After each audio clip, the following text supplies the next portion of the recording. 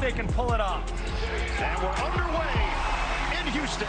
Feed up the floor to James. Bullet feed. Hachimura puts it down. Was hopping. Reeves spin against the grain and he lays it in. That was creative. The Lakers have come out on fire. James, like a locomotive. LeBron James. He is timeless. My gosh. The Lakers advance. They get it done in 6 games over the Rockets. Game over.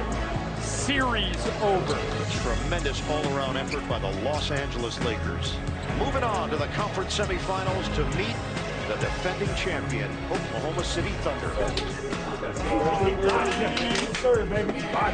The reason that our team is winning is because we're a team, because every single guy has contributed to winning. To get to this point, to be able to win a playoff series and close out a team on the road, I'm proud of everybody in this room. All right, we play Tuesday. Let's go.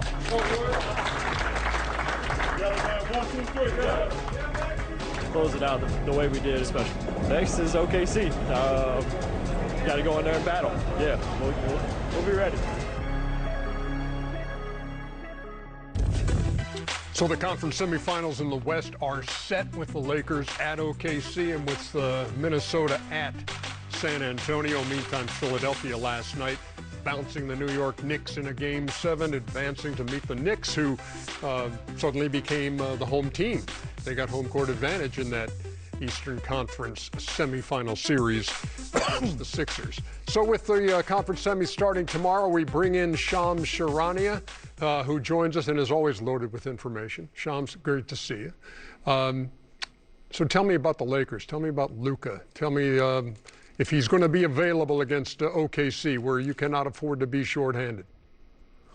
Ernie, I'm told right now Luka Doncic will be out to start the series against the Oklahoma City Thunder. The Lakers are evaluating Doncic on a week-to-week basis with that grade 2 hamstring strain. So he's missed about a month right now. One source told me in the last few days it's still a slow path on Doncic's recovery. He's doing more and more on the court, but right now still not full-fledged running or full contact workouts.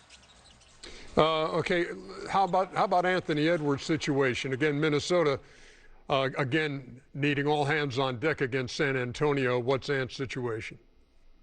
So, Ernie, Anthony Edwards is a little bit in a different place. He is also expected to be out to start this second-round series against San Antonio, so he'll be missing Game 1, likely Game 2 as well. But he did get his first workouts in on Saturday and Sunday after missing about a week now with that hyperextension bone bruise in his knee. And he also traveled with the team to San Antonio. So there's optimism around team sources about his status overall. And I'm told Anthony Edwards himself is hopeful that he could push to be back in the lineup, potentially Game 3 or Game 4 at the earliest. It's really just going to be about how he feels, how his rehab goes on a daily basis here this upcoming week. Minnesota is going to be conservative with him because, remember, he has also been dealing with runner's knee in his opposite knee, his right knee, for the last month plus. As the team Minnesota knocked out the Denver Nuggets, what's the fallout from that series?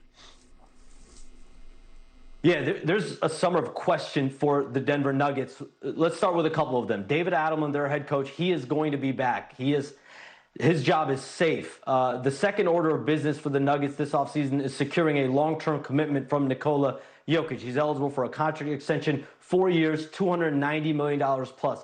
The expectation on both sides is Nikola Jokic will be signing that when he's eligible in July, and they're going to move forward. But beyond that, there's going to be real roster changes coming to Denver to identify how they can surround Nikola Jokic with the right pieces to get this team over the top. Nikola Jokic said after that series loss against Minnesota, we're far away. We just lost in the first round. So they're going to get calls and listen to calls on everyone on the roster besides Nikola Jokic.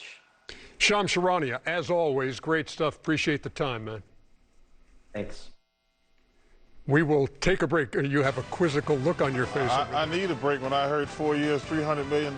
72 million a year. That's a good job if you can find it. Yeah. Magic and Pistons, bottom of the hour. Back with more in a second. 70 million. 72. This thing out of your mouth, Chuck, was you watched it. I had wrote myself a note because I didn't know they were going to show that. I said Duncan Robinson, ESPN, because I was watching that story the other night, and I was like, man, we need to talk about that. But I didn't know we were going to show it again, man. That was tough to watch. It was painful. It was sad. And I'm happy they're going to try to find some positive about it, man. But, man, you never know what people are going through. You just never know. And we live in a world where everybody's got an opinion on everything. Everybody, mean-spirited with the internet and life. But you just never know what people are going through, man. So just at least try to be better.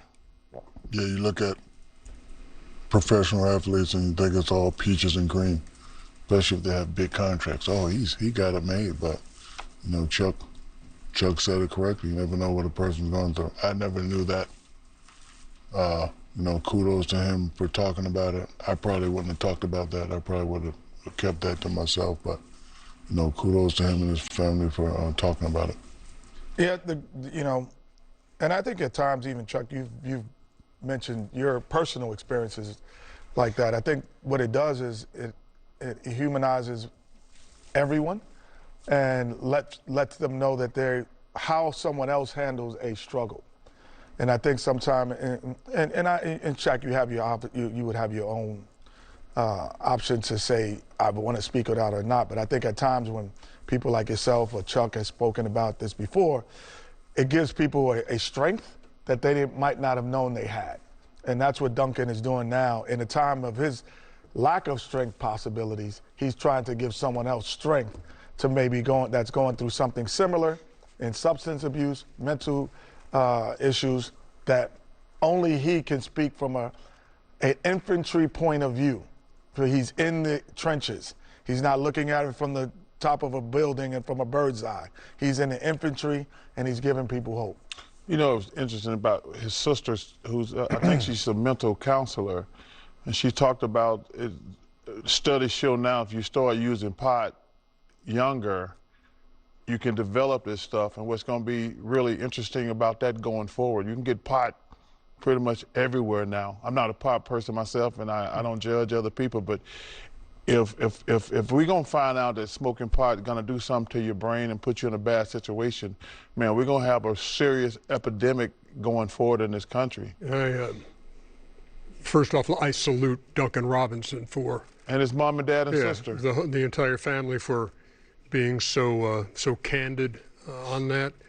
And it was tough for me to watch because I've been there. Dude, I was watching that the other night, and I was like, I was trying to get ready to watch the game, and they're like, we got a piece to show you, and I was like, whoa. Yeah, that's tough, man. Especially, obviously, I've been through it before, and man, it sucks for your entire family because even when you're struggling, the people around you are greatly affected.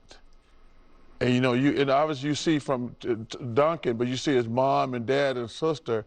It's tough, man. And our family's been down this road, and I have always said I would much prefer a physical ailment, and I've had a few, but you know how you're going to treat that, and you kind of put your head down and go.